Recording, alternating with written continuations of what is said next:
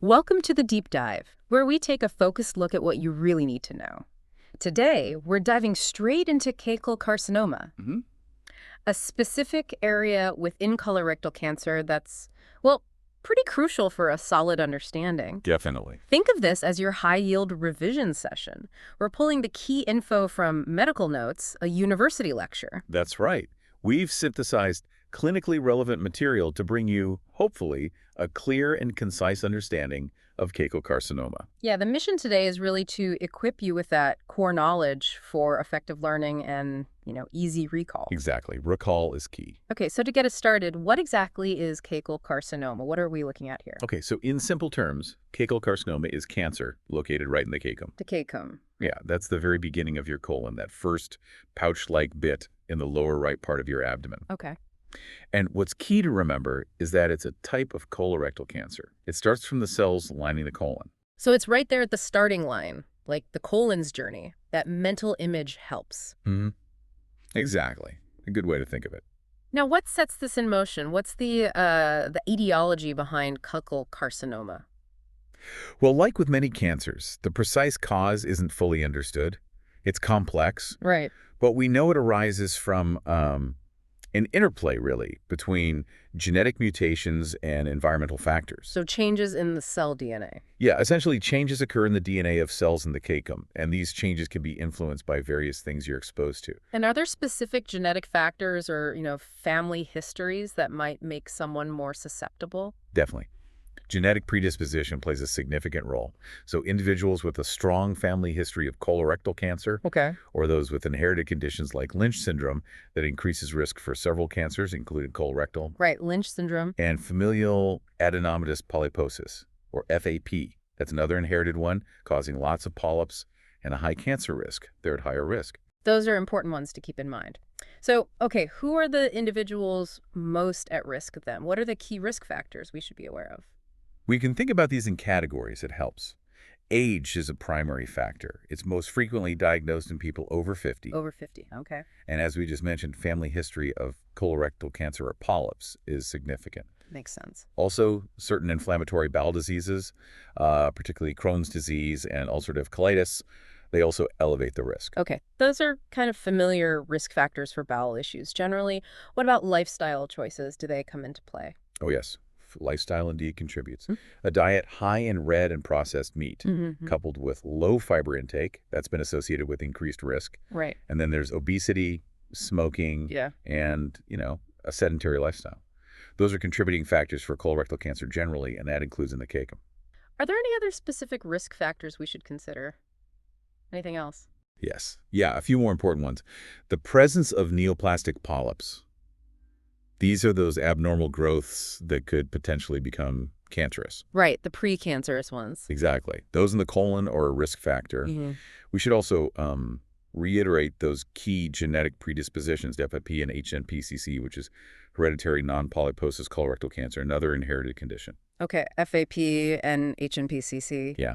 And then alcohol consumption and having had colorectal cancer before also increase the likelihood. Wow, that's quite a few to keep track of. Do you have any, memory tips for recalling all these risk factors? Well, how about a rough acronym?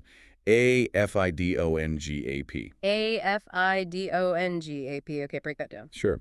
Age, family history, IBD, inflammatory bowel disease, Sure. diet, obesity, neoplastic polyps, genetic, like FAP and HNPCC, alcohol, and previous history. AFIDONGAP.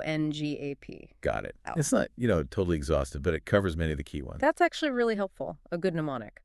Now, let's get into how this actually develops. What's the step-by-step pathophysiology? How does it happen? Okay, so the development is typically a sequential process. It often starts with the formation of an adenomatous polyp in the lining of the caecum. That's the initiation. Exactly, the initiation. It's a non-cancerous growth initially, but it has that potential to, well, turn nasty. Okay.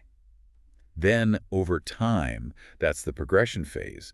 The cells within this polyp undergo more genetic changes, they become cancerous, and eventually form a malignant tumor. So it goes from benign growth to, something more serious. What happens after that point? Right. So the tumor then begins to invade the surrounding tissues of the caecum. That's the invasion stage. Spreading locally. Following this, if it's left untreated, the cancer cells can spread further. First, they might go to the regional lymph nodes, that's regional metastasis, Okay. and then potentially to distant sites in the body, like the liver or lungs, that's distant metastasis. Right. And this whole process involves really complex genetic and molecular changes within the cells. Is there an analogy that helps picture it? Yeah, you could think of it like a small seed, the polyp, that grows and then sends out roots. That's the invasion and metastasis to nearby and distant areas. That analogy really clarifies it. Okay. Now, if someone presents with symptoms, how do doctors figure out if it's Caecal carcinoma or something else that looks similar? What's the differential diagnosis? Yeah, that's a critical part. Several conditions can present with similar symptoms, so you need to differentiate. Like what? Well, you need to consider other colorectal cancers, especially those in the ascending colon, which is right next door, anatomically. Makes sense. Then there's diverticulitis, which is inflammation of those little pouches in the colon. That can mimic some symptoms. Okay. Inflammatory bowel disease itself, Crohn's or UC, can have overlapping features. And then less common things like gastrointestinal stromal tumors, GSTs, GISTs, right? and even benign, non-cancerous growths in the caecum. They all need to be considered and ruled out. So it's definitely not always a clear-cut picture, just based on symptoms alone. Any tips for remembering these differentials? Maybe think in broad categories, like other cancers in the colon, inflammatory issues in the abdomen, and non-cancerous growths. That kind of helps group them. That's a good way to simplify it. Okay, let's look at the bigger picture now. How common is Caecal carcinoma? What does the epidemiology tell us, especially here in the UK? Right, so in the UK, caecal carcinoma accounts for roughly 9% of all colorectal cancer cases. 9%, okay. Interestingly, it's actually the second most common site for colorectal cancer overall. The rectum is number one. Ah, okay. Second only to the rectum. Yeah, and it affects both men and women. And as we've discussed, the risk definitely increases with age.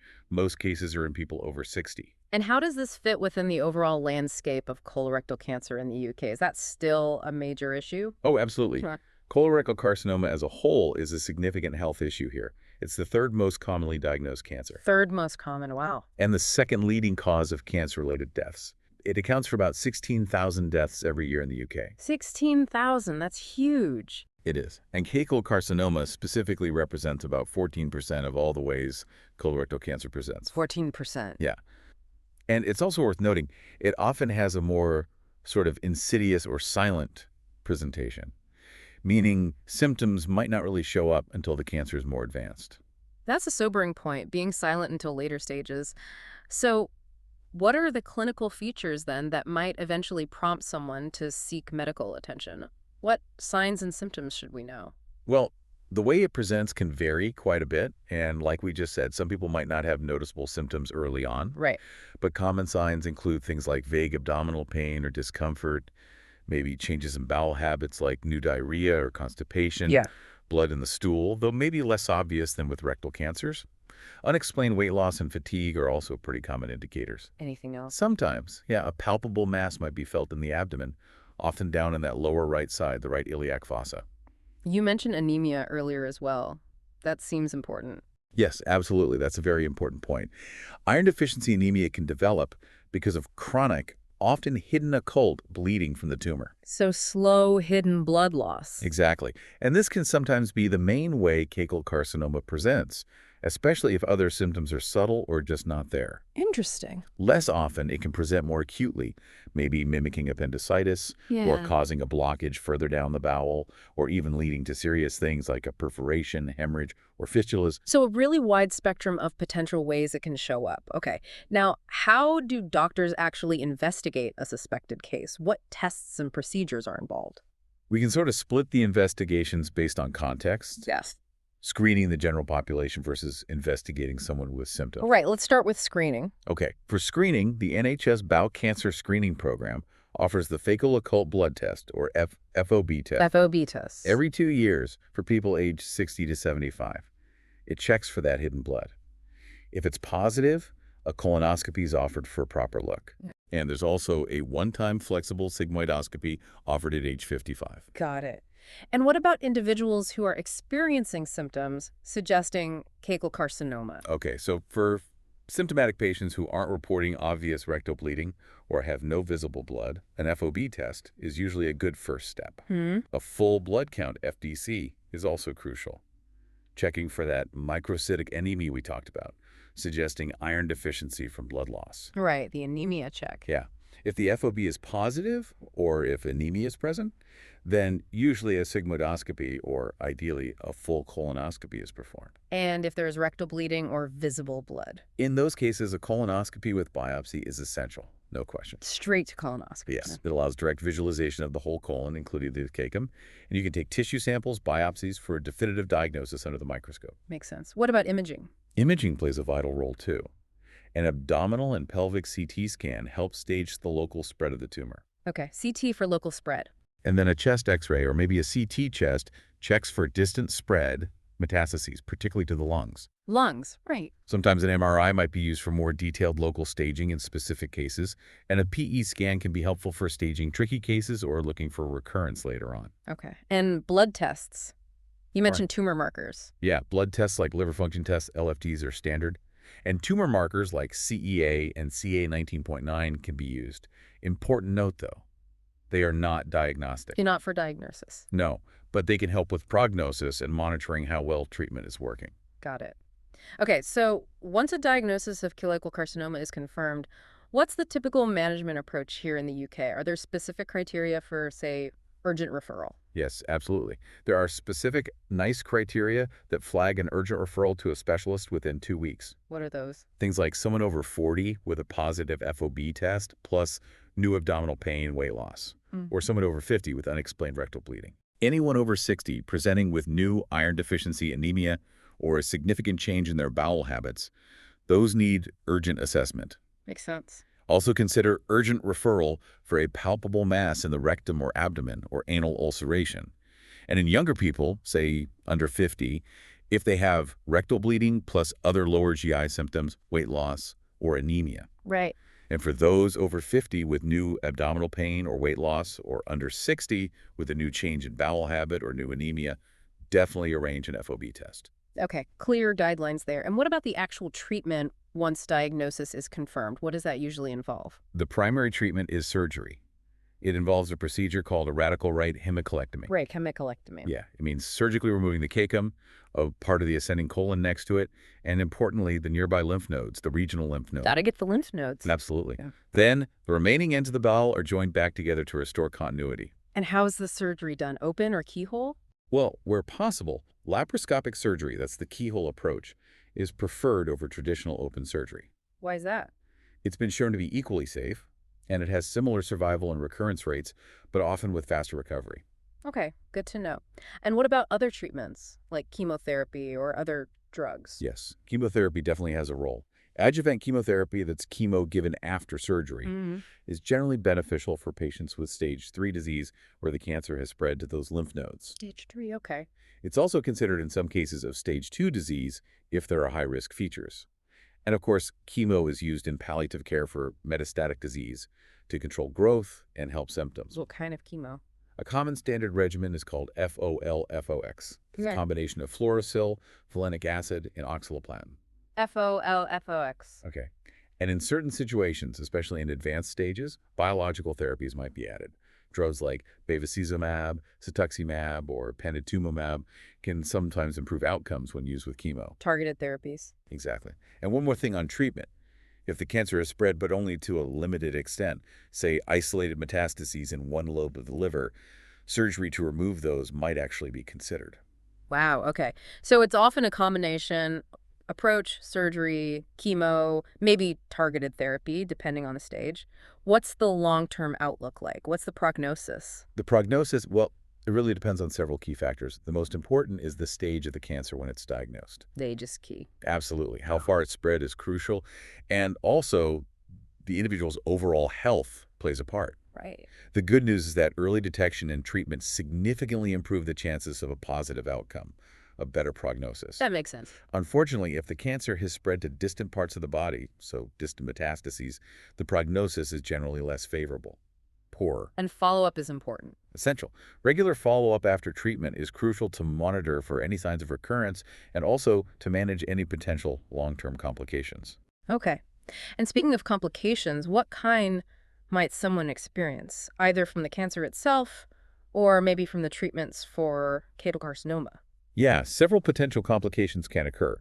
Tumor recurrence is a primary concern, either locally where it started or as distant spread. Recurrence, right. The tumor growth itself can cause a blockage in the bowel, an obstruction. Mm-hmm. In some cases, the tumor can wear through the bowel wall, causing a perforation, which is serious. Very serious. Bleeding from the tumor can happen. It can be that chronic, slow bleed causing anemia, or less commonly, a more significant acute hemorrhage. Okay. Nutritional deficiencies can develop, maybe due to problems absorbing nutrients or as a side effect of the treatments. Right, treatment side effects. Exactly. Right. And that leads to the last point. Complications related to the treatments themselves. Mhm. Surgery has risks, chemotherapy has side effects, radiation therapy too, though it's less commonly used for colorectal cancer specifically. Mm.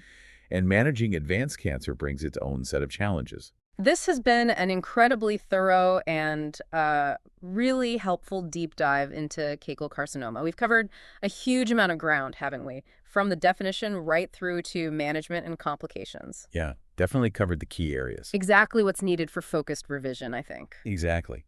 We've aimed to provide you with that key information in a clear and hopefully memorable way to aid your understanding and, importantly, your recall. Yeah, absolutely. And for those of you preparing for exams like the MSRA, don't forget to check out passthemsra.com and freemsra.com. They've got even more valuable resources to support your studies. Definitely worth a look. Understanding the nuances of conditions like caecal carcinoma is just fundamental for providing excellent patient care. It really is. So maybe a thought for next time. What other specific areas within colorectal cancer, or maybe another condition entirely, would you like us to explore in a future deep dive?